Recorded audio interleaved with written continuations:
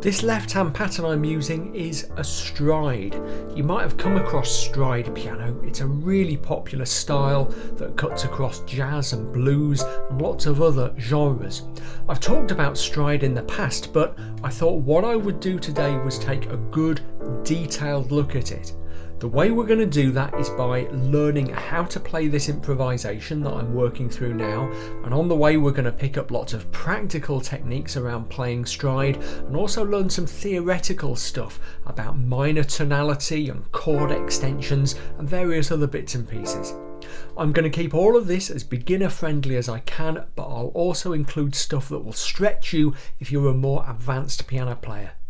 Just before we get started, please do check out my books, in particular How to Really Play the Piano, the Stuff Your Teacher Never Taught You.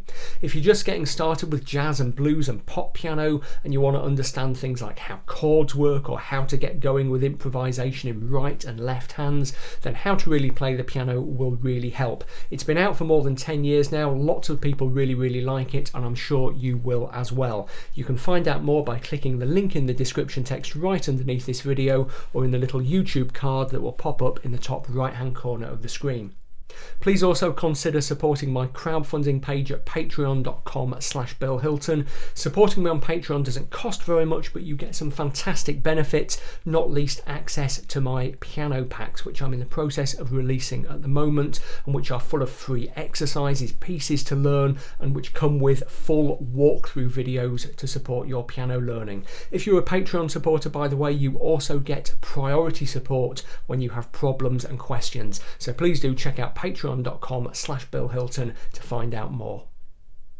The way stride works is really straightforward. Let's say you're playing a song and you come across a D minor chord. Well, the way you create a stride left hand for that D minor is just by doing this. Can you see what I'm doing? I'm alternating individual notes down in this area of the piano, deep down in the bass, or relatively deep down in the bass, with chords in this area, roughly in the octave below middle C. So I've got individual bass notes on beats 1 and 3, and chords on beats 2 and 4. 1, 2, 3, 4. 1, 2, 3, 4. Typically what you do is on beat 1 play the the root note of the chord, the note that the chord is named after, and on beat 3 you play the note a fifth above that, the fifth note of the chord, so that's A for D minor. You don't have to do that, and in fact later in the tutorial we'll look at different bass notes you can use and what effects they create, but that's how it works. Beyond that, you're not tied to particular chord shapes. So for example, I could do it differently. I could play my D minor in this shape, which is just a first inversion D minor chord rather than a root position one, but exactly the same. It's still the notes of D minor, D, F and A, just played in a different shape. Equally, I can go for different notes down here, notes in different octaves, so I don't have to play the A there, I could play it down here. And then I've got a wider stride, a bit scarier, a bit more difficult to play, but it's just the same effect. Equally, I can double things up and play octaves like that for a chunkier bass sound. Why is stride so popular? Well, first of all, it's kind of a built-in rhythm section. Yeah, it gives you the driving effect of having a drummer behind you, but also the bass sounds of a bass player. So if you're playing solo, you don't have to worry about creating that movement and that bass sound because the stride does it for you. It also helps to solve a really difficult problem that is inherent in playing the piano. And that is, when we're playing jazz piano, we're kind of improvising melodically typically in the right, or we're playing riffs or licks or whatever, and our left hand has two important tasks. First of all, it has to fill out, if you like, the bass part of the mix. Okay, it has to help us to create a satisfying overall sound by playing bass notes, but it also has to fill out the harmony. Now the problem is that those two jobs can fight with each other. That's because if we take our harmony, a chord like D minor, and play it down in the bass all the way down here, it sounds really muddy. There are lots of overtones fighting with each other, audible overtones in those bass notes that create a muddy sound. So we kind of have a choice between playing really deep bass notes or playing the harmony. Now The right hand can fill out the harmony a bit, but we don't want to make it do that all the time because that ties down what it can do in terms of playing melody. So what stride does is help us to square the circle. It allows us to play bass notes and fill out the harmony without the harmony sounding messy. That is by no means a new idea. It's not an idea that came along with jazz. If you listen to piano music from the classical era, like Chopin for example,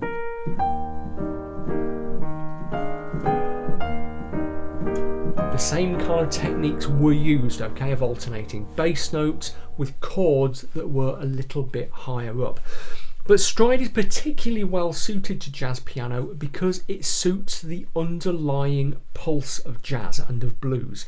If you listen to most pop music, most contemporary pop music, and most classical music in fact, and most folk music, you'll hear that when 4/4 time comes along, the stresses of 4/4 tend to land on beats 1 and 3. 1, 2, 3, 4. 1, 2, 3, 4. But with jazz and other swung music like blues, it's different. The stresses there lands on beats 2 and 4. 1, 2, 3, 4. 1, 2, 3, 4. The great thing about stride is it helps to emphasize that offbeat stress. 1, 2, 3, 4. 1, 2, 3, 4. And that's incredibly useful. So you can take this basic stride concept and apply it to literally thousands of songs across the jazz and blues and show music genres. It works for fast songs and slow songs. It really is incredibly flexible. What we're going to do today though is look at it in the context of a 32-bar improvisation in the key of D minor. What I've done is put together this chord progression that we're going to use for the improvisation. And you can download this as a PDF using the link in the description text right underneath this video. You don't need to sign up or give your email address or pay anything, by the way. It is just a straightforward Google Drive download link. Let's just have a quick look at the progression. It's in the key of D minor, and it might look like there are a lot of chords, but actually there aren't, because there's quite a lot of repetition going on. And that's because this progression uses what we call AABA structure, AABA form, which is an incredibly common form in jazz music and show music and so on. It basically means we have an A section to start with, which is 8 bars, 8 measures long. And that's followed by essentially a repeat, another A section of exactly the same chords. Then there's a B section which is slightly different. In this case it's in the relative major key. We'll talk about that shortly. That's another 8 bars, another 8 measures. And then we've got a final A section. So we've got 4 8-bar sections, and that takes us to 32 bars, 32 measures. So I'll have a quick playthrough. I'll just play through the improvisation once, so we just get the full 32 bars, and then we'll break down exactly what's going on. We'll look at the left, we'll talk about the right and some of the techniques I'm using in the right, and also about some of the underlying theory. Then towards the end of the video I'll get the whole thing back up in a screencast and we'll go through it step by step so you can see exactly what I've done. Okay, let's have a listen.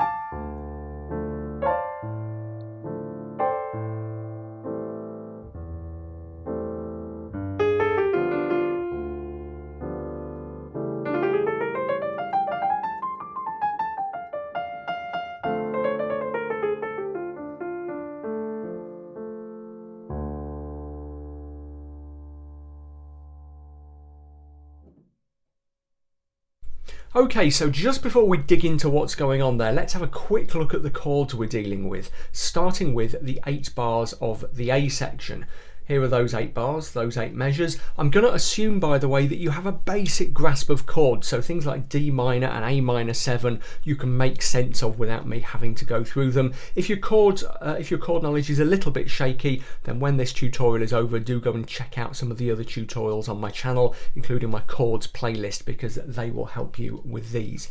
But by and large, what we have here are fairly bread and butter chords with some simple extensions. Okay, so A minor 7, B flat major 7, G9. Now it's really important to say that I wasn't always playing these chords exactly as written. Yeah, when you're playing in a jazz or blues style, one of the first things you seek to do is play around with the chords to kind of enrich and develop the sound.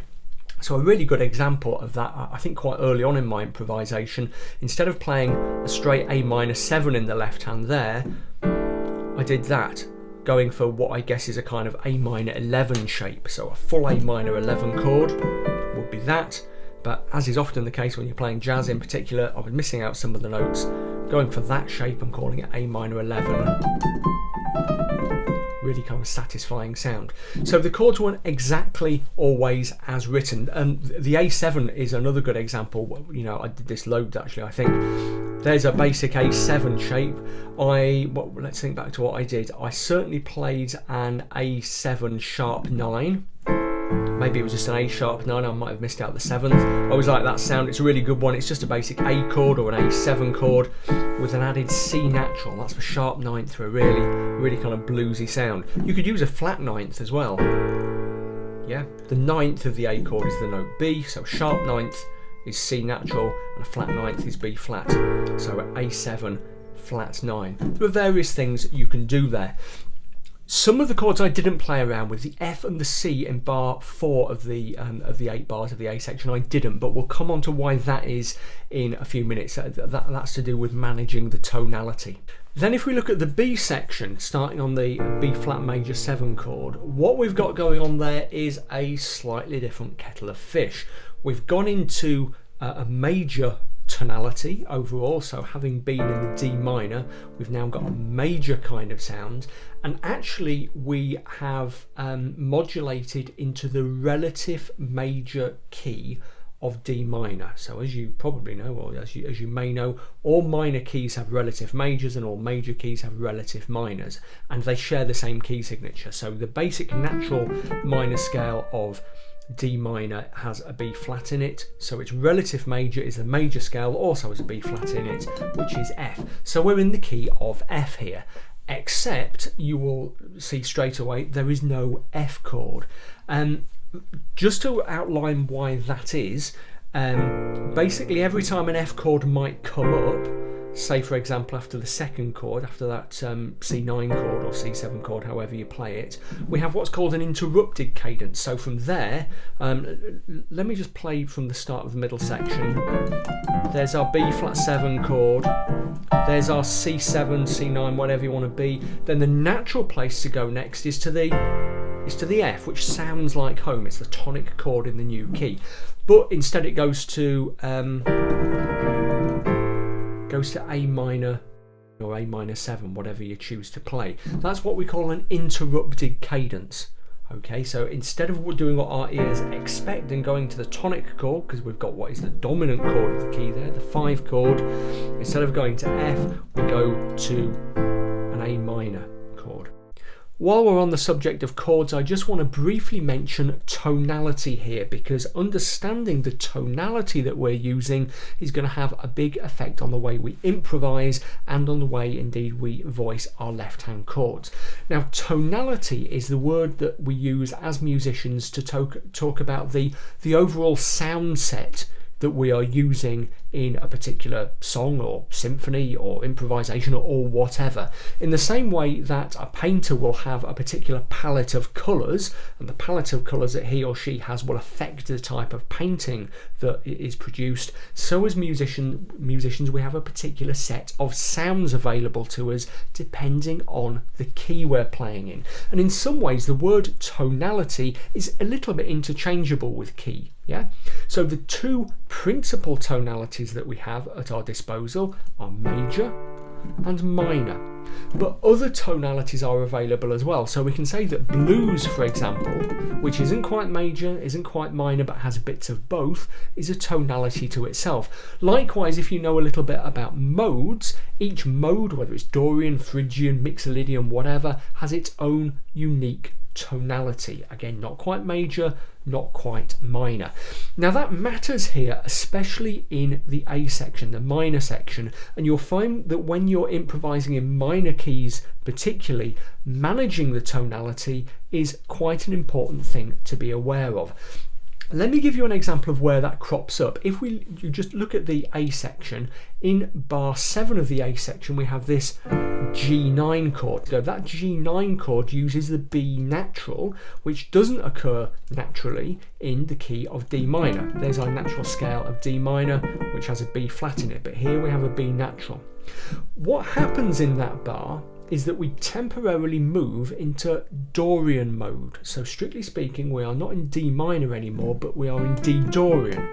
There's a scale of D Dorian, it's all the white notes between D and D, and it's a subtly different sound. The reason it happens there is because it offers a nice setup to take us to that A7 chord, to take us back to the D minor, or indeed to the start of the middle section. That has implications though for the way we improvise. I'll mention this again when we talk about melodic improvisation in the right in a second or two. But one of the problems you come across with these kind of non-major or minor tonalities is that our ears are so used to major and minor tonalities, and the modes especially can be so relatively unstable, that if we get our improvisation a bit wrong and our tonality management a bit wrong, we can wind up sending ourselves off into different directions. So that G9 chord is a great way of getting us to the A7, but if we mismanage it, it would also be a great way of sending us off into C major, or creating the expectation in the listener's ear that we were heading towards C major. So when I was improvising in the right, you might have noticed that I was very careful in particular to avoid that note, the B, high up, okay, in the right hand. That note is what we would call the leading tone of C major. Okay, and although I can let it appear down in the chords, I was careful not to let it appear, you know, I kept it well under wraps in the right hand. Okay, it was never at the top of the right hand improvisation. And again, that's all about managing the tonality I'm using and being aware of that as a problem. If you get it wrong, it's not a big deal, and it's the sort of thing that you will learn to do instinctively. You don't need to kind of memorize all the alternatives there. I'm not a big fan of saying, oh, play this note, play that note. You know, it's very much a case as usual of using your ear. Another example where tonality can be an issue here is in bar 4 of the A section, where we have the F, C, and I'm using that C chord as a kind of quasi-dominant chord to take us back to the D minor at the start of the 5th bar of the A section. Now, I'm very careful there, I was very careful there, to keep that C major as a pure C major and not to make a C7 chord, because we have that D major D minor overall tonality. We know that our relative major is F major, and that C7 is just too much of a strong setup for F major. Let me just play through the first 4 bars of the A section, but play a C7 instead of a regular C chord. So here's our D minor, our A minor chord, B flat major 7, and I've put in a C7 instead of a C there. And can you hear how it really, really wants to take us to a nice pat C, but we don't want a nice pat F. We don't want to go there, we want to go to a D minor. So I'm keeping that C to give it that quasi-dominant characteristic in the key of D minor. I'm keeping it pure and simple. Again, it's just thinking about the overall sound you want to create and being wary about the sounds you use. Again, use your ear to notice and judge that kind of thing. Don't try to learn it all from a ground up approach, you know, that is entirely theory based. But it's, you know, if you are playing around and those chords don't work, or you find yourself accidentally modulating, that is probably why. It's probably because the tonality has gone a little bit wrong. So now let's think about some of the things you can do in the right hand to create an interesting improvisation over a left hand stride.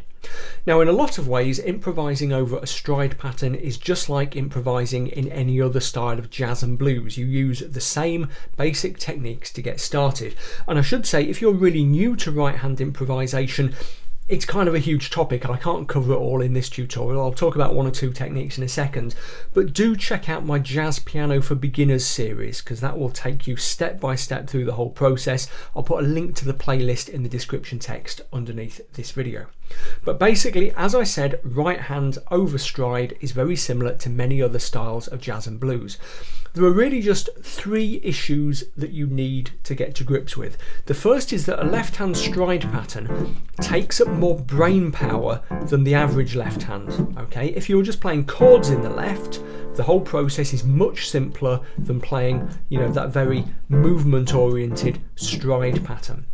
So the way to deal with that, first of all, when you begin working on stride, is to aim for slightly simpler right hand improvisations than you would normally use, but also to make sure that you've very carefully practiced your left hand in isolation first. Stride really rewards separate hands practice, okay, particularly focus on the left hand. So take the chord sequence that we're working on, or whichever chord sequence you're working on, and work out the stride first and get really comfortable with it, and then start to add the right hand. Okay.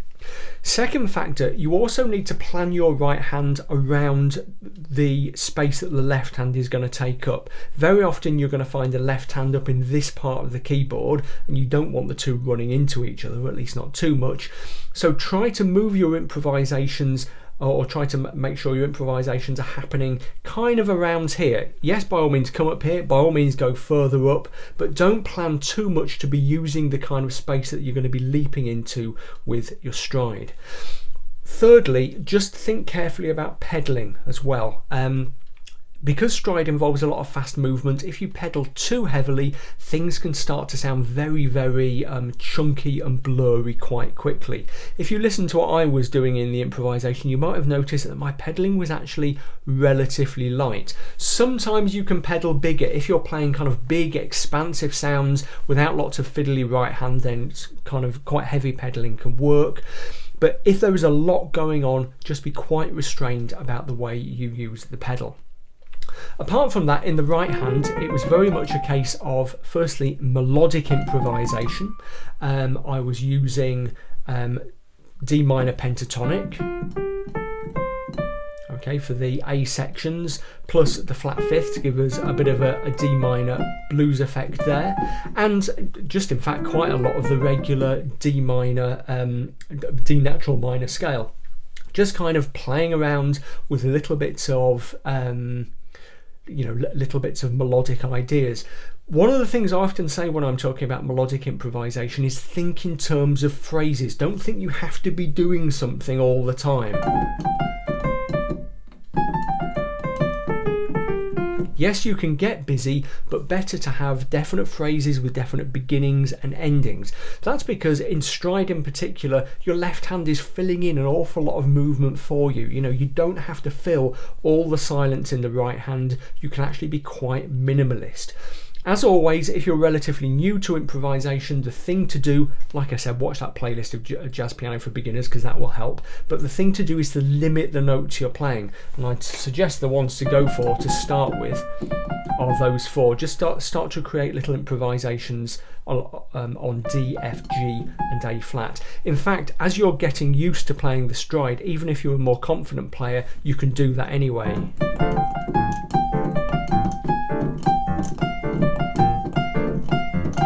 Okay, just play around with those notes and gradually grow out from there. But the same kind of drill that you would use for developing any kind of melodic improvisation. Of course, you can do far more than just improvise on melody in the right hand, and there are some right hand techniques that are particularly suited to playing against a stride left hand. One of those is to incorporate licks into your playing. Now, a lick or a riff, depending on the terminology you use, is a fairly straightforward movement that often kind of has a bit of a percussive character to it. Yeah, often it's more than one note at once, it's pairs of notes, sometimes incorporating a grace note like that, a crush note. So one that I think I did on the C chord. Yeah, so there's a little bit of a pivot there. And just try those two that I showed you there. So there's that one, and see if you can find a couple more for yourself of that type of pivoting lick. Yeah, I've covered one or two of those in various other tutorials, so my jazz tutorials and my blues tutorials, if you're new to the concept of licks. Another one that works really well above a stride is the kind of rolling lick like this on the G minor 7 chord. Let me repeat it a few times. Can you see what I'm doing? Taking the G minor 7 chord, putting that blue note in, and just rolling down the chord. And kind of exactitude and precision don't matter there. You're much more after the kind of percussive effect. So don't worry too much if you're smacking the wrong note. Yeah, it doesn't particularly matter. It's much more about the kind of hit on the keyboard when you're playing a lick. At an even simpler level, you can play straightforward block chords. So I think in the middle section, when on the G minor 7 chord, I just did this. Okay, or something very similar to it. Just creating a little bit of downward movement on the keyboard there, just coming down the inversions of the G minor 7 chord, or some of its inversions. What I was trying to do in that middle section, by the way, you probably noticed I was using more block chords there. That was to try to create a little bit of a contrast from the A sections. Okay, again, trying to think musically about it. How can I make this middle section stand out? Another right hand technique that works really well with stride is the simple tremolo on D7. I could do it on a D9. Yeah, it's a really lovely effect and actually quite easy. All you're really doing is splitting the chord up like that and moving very quickly. Yeah, using in that case the second finger on the F sharp as a kind of pivot. Yeah, but it's not really a difficult movement, and it doesn't have to be that controlled. It's much more about the overall effect. As with those kind of rolling licks, don't worry too much about exactitude and precision. It's much more about the overall sound you're creating. In a few minutes, what we're going to do is get the improvisation back on screen and walk through it in detail. But before we do, I just want to tell you about a couple of other left-hand techniques that you can incorporate into your stride when you take this to the piano. Now, the first one is varying the bass voicing. At the start of the tutorial, I said that when you are playing a stride pattern, typically what you'll do is alternate the root note of each chord with its fifth. Root, fifth, down in those bass notes. And most of the time that is what you want to be doing, okay? But you don't always have to do that, and sometimes it can be interesting to vary your bass note. A really good example, a really good place you could try it is at the start of the B section, where we have B flat major 7 followed by C7 or C9, whatever voicing you want to play there. And when I played it just there, I played the standard root fifth alternation. Root, fifth. But I could do something like this. Root, fifth, third, fifth. And then it goes to A minor. Okay? It's a tiny, very subtle change, but it just creates a little bit of interest, and in some ways creates a slightly more natural and flowing bass line there. So we go to the A minor instead of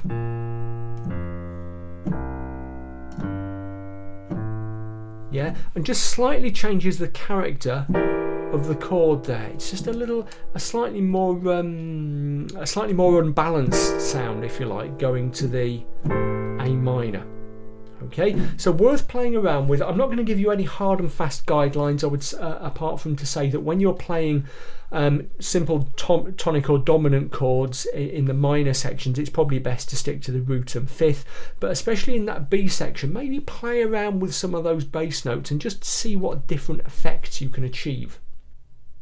The other technique I want to mention is just using the occasional downward scale run to break up your striding. This is a really common technique.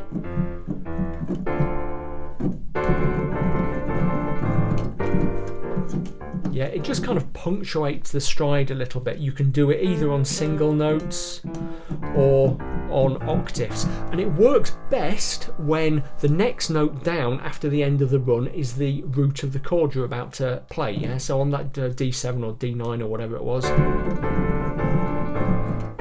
the next chord is G minor 7, so that works really neatly. Okay, it doesn't matter whether you play it as an octave or with single notes or whatever, you know, it's just quite a nice little effect to use every now and then.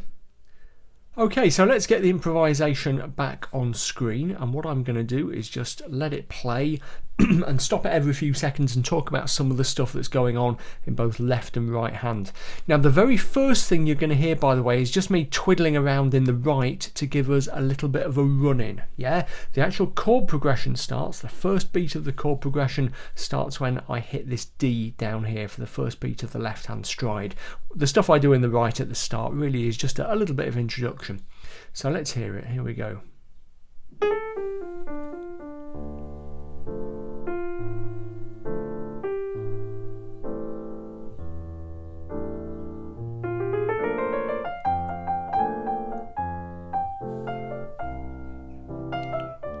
Okay, so that's the first 4 bars, the first 4 measures of the first run through the A section.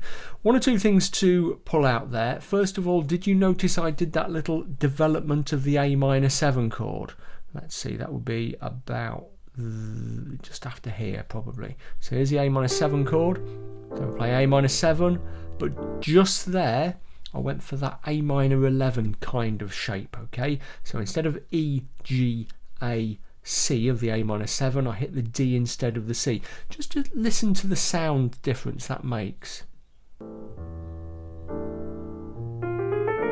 Okay, I think it makes a kind of smoother transition to the B flat chord. Yeah, it's just a little bit of an interesting sound, an example of a very simple thing you can do with a chord just to change the quality of what's going on.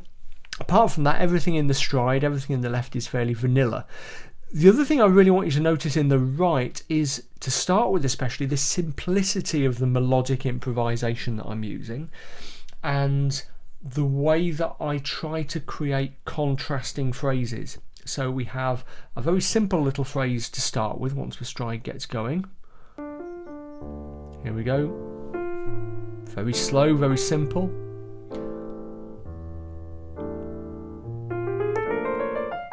Getting into a little bit more movement just there as we hit the B flat chord, okay? So again, that's about creating musical interest through contrast. We go from simple and straightforward, single notes, to something a bit different, just as the chord changes. And this wasn't really a conscious thing, but notice how I kind of ended up going from slow and simple in the minor. Then when we hit the major chord, it kind of came alive a little bit more. Okay. In terms of the notes I'm using, all pretty straightforward. An awful lot is happening on D, F, G, and A flat. Okay, the notes that I mentioned a few minutes ago when I said, you know, when you start to work on these things, you could just improvise on those 4 notes and it would sound great, okay? Those are the real workhorse notes here. By and large, what I'm looking at overall is the D minor pentatonic, D, F, G, A and C, and dropping in that blue note, the flat 5th, quite a bit. There are other passing notes, other chromatic notes in here, but those are the notes that are really doing the heavy lifting. Right, let's keep going. There's my C and F, undecorated, unextended, like I said. A minor again. Okay, here is our danger chord. I've got it marked as G9 in the progression. I just played it as G7 here, although there was the 9th, the A cropped up in the right there. Notice in the right how I stay away from that B. That B would be the leading tone for C major. G7 or G9 is very strongly dominant for C major, so if I got a B in the right here, it would really risk dragging us off into C major or sounding like we were going to go into C major. So I'm just sticking really to my D, F, G, A flat and A and other things in the right, and really avoiding that B natural. Let's hear it again.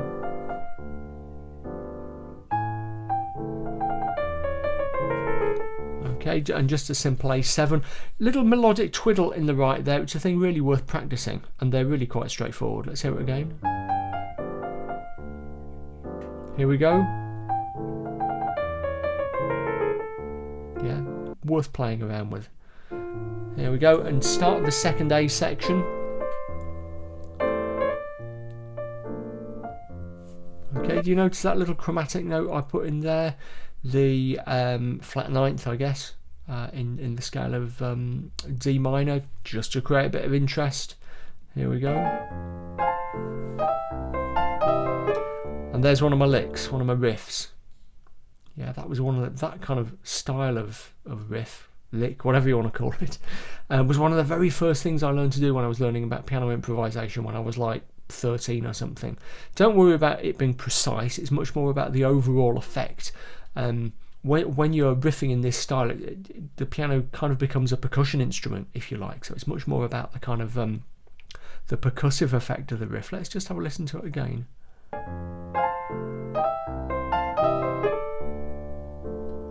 Okay, back to my workhorse notes.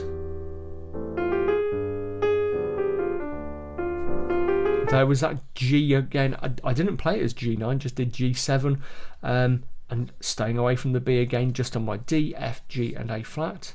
Here we go. And down that scale in the left and into the B section, the middle section. Yeah, so that was all quite melodic until I got to that point. Then I hit the D7 tremolo, coming down in the left on the scale run.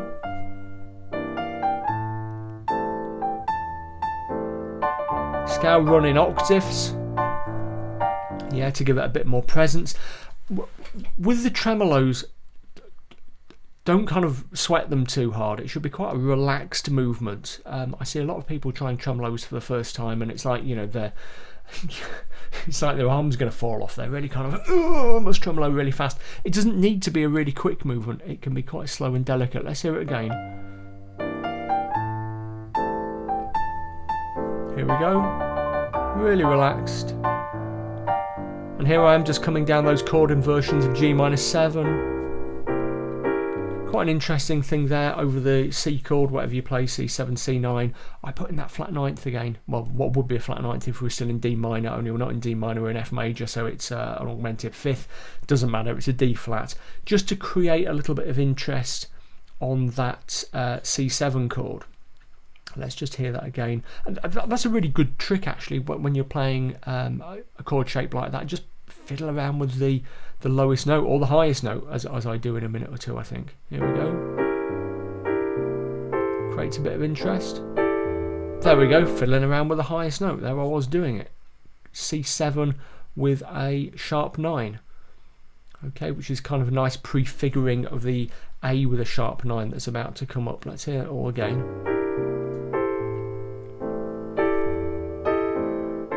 There's our A sharp 9. It's not an A7, I missed out the G, it's just an A chord with a sharp 9. The C natural, C and C sharp there, just giving us a nice crunchy sound, and descending bass line in the left.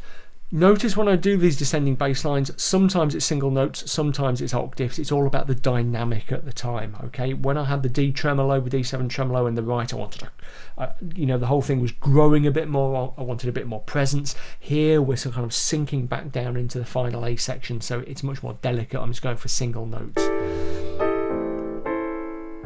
And kind of offset the timing a bit there.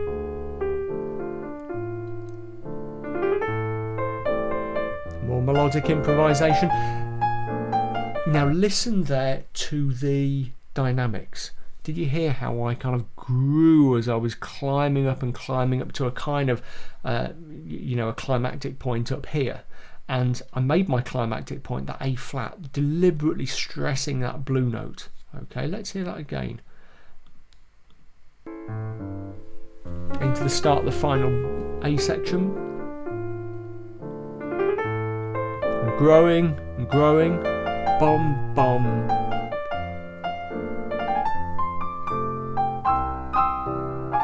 and then coming down again. Okay, so I'm shaping it dynamically. Dynamic shaping is really important.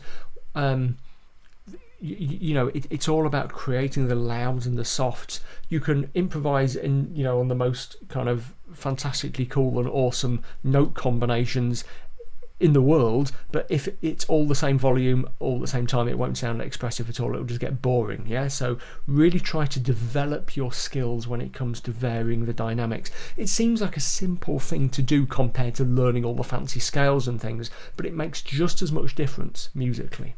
Here we go, let's keep going.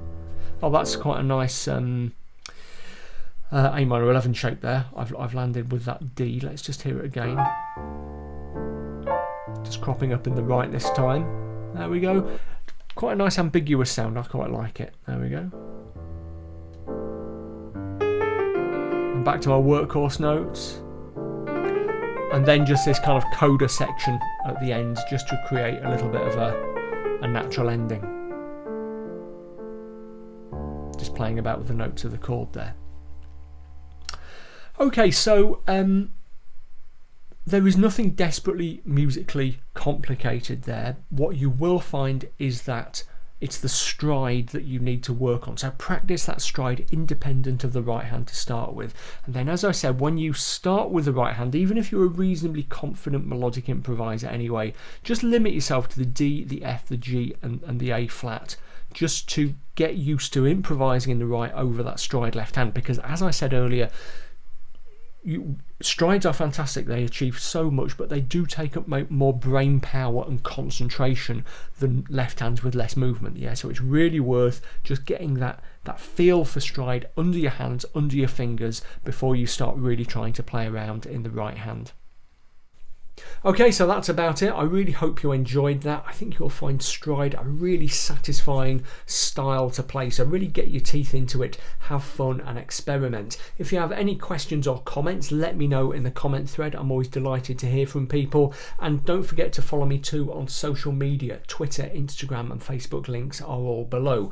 While we're on the subject of following me, if you're not subscribed to my YouTube channel, don't forget to subscribe. Whatever you do, just hit the red subscribe button and also the bell notification icon. Just a quick reminder to check out my books and also my Patreon crowdfunder at patreon.com/Bill Hilton. If you sign up to support me on Patreon, you do get access to my piano packs, which are proving really popular, and the one I'm going to release in about a week's time, in fact, as I speak, is going to be themed around stride piano. So if you've enjoyed this tutorial, then that piano pack will be ideal for you. As I said, check out patreon.com/Bill Hilton for more information. There we go. Happy piano playing. I'll see you next time.